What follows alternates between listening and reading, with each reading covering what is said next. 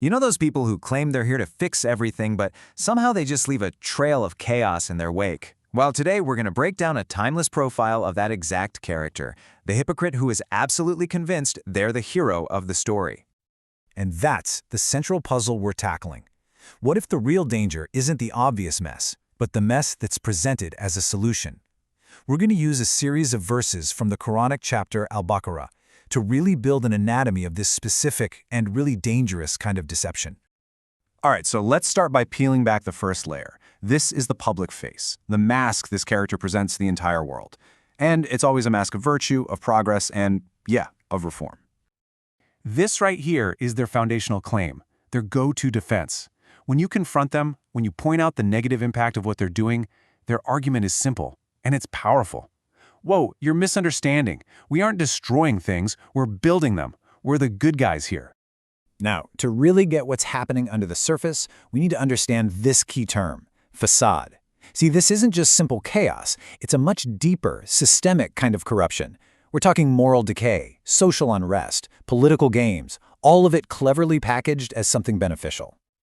And here is the fundamental conflict, the huge disconnect. On the surface, they're speaking the language of progress, of making things better.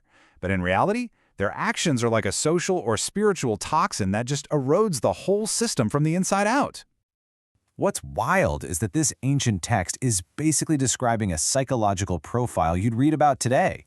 It points straight to moral narcissism, that unshakable belief that you're righteous, even when all the evidence says you're causing harm.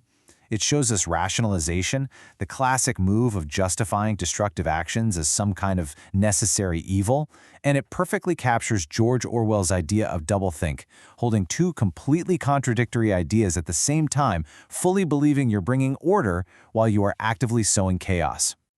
Okay, so if their actions are so destructive, how in the world do they keep up this self-image of being a reformer? Well, the text suggests it's because they are profoundly, and maybe even willfully, blind to the truth of what they're doing. The text delivers a crystal clear verdict here. It doesn't just say they're the source of the corruption. It says the most tragic part is their complete lack of self-awareness. They literally cannot see the damage they are causing. In modern psychology, we have a name for this. It's called cognitive dissonance. To protect their ego, to protect their identity as a good person, their mind has to ignore, downplay, or just completely deny the negative consequences of their behavior. It's like their brain builds a firewall to protect them from the truth of their own actions. And this analogy just illustrates their effect on a community or a society perfectly. Their influence isn't some loud, obvious explosion. No, it's often a silent, creeping decay. It's like a fungus that rots a plant from the roots up. All the damage is hidden, internal, right up until the whole thing collapses. But here's the thing. This lack of awareness, it's not passive. It's not just an accident. It's fueled by a very active ingredient, arrogance. They don't just think they're right. They hold anyone who disagrees with them in complete and utter contempt. So when people encourage them, saying, hey, why don't you try having the same kind of sincere, simple faith that everyone else has, their response is just dripping with scorn. They look at genuine belief not as wisdom, but as something for the naive, the simple-minded, the fools. And this whole act of labeling others, it's a classic defense mechanism, right? By dismissing sincere believers as intellectually inferior, they get to elevate themselves and completely dodge any real self-reflection. But, and this is the incredible reversal the text points out, by calling others fools, what they're really doing is projecting. They're revealing their own deep, profound spiritual blindness. It's a perfect ancient illustration of what we now call the Dunning-Kruger effect, where a person's incompetence in a certain area actually fuels their overconfidence and their arrogance. So, when you have this kind of internal mindset, all that arrogance and self-deception brewing inside, it naturally leads to a duplicitous performance on the outside. They become absolute masters of social camouflage. This verse is just so direct, it's stunning.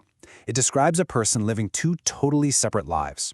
To the believers, they put on a face of agreement, of shared faith. But the second they're back with their cynical friends, their real allies, that mask comes right off. And just look at the stark contrast here. This isn't some small inconsistency. It's a complete betrayal. That declaration of faith they made, turns out it was nothing more than a performance, a joke to be shared behind everyone's back. It just goes to show that their ultimate loyalty isn't to truth, but to their cynical inner circle. So, what's the ultimate outcome? Where does a life of mockery and deception finally lead? Well, the narrative reaches its climax, with a heavy dose of what you might call cosmic irony. Their own tactics get mirrored right back at them. Now, the text says that God mocks them, but this isn't mockery in the human sense, like some petty taunt. No, it's a divine response that fits the crime perfectly. He allows them to get more and more entangled in their own web of lies, letting their own arrogance lead them further and further astray. Let's just break this down, because it's pretty profound. First, they start the mockery. In response, God gives them exactly what they think they want: more rope to continue their game. He gives them the freedom to wander deeper and deeper into their own transgression, all while they're thinking they're so clever, so in control, and in the end, their apparent success at deceiving others becomes the very prison that traps them in blindness. And that leaves us with a really critical question for our own lives, doesn't it? This anatomy of deception, written over 1,000 years ago, is an incredibly powerful tool. It challenges us to look beyond the fancy words and the charismatic claims, and instead to judge by the results, by the fruits of someone's actions. It asks us to seriously consider, how do we tell the difference between genuine, humble reform and the arrogant sabotage that so often wears its mask?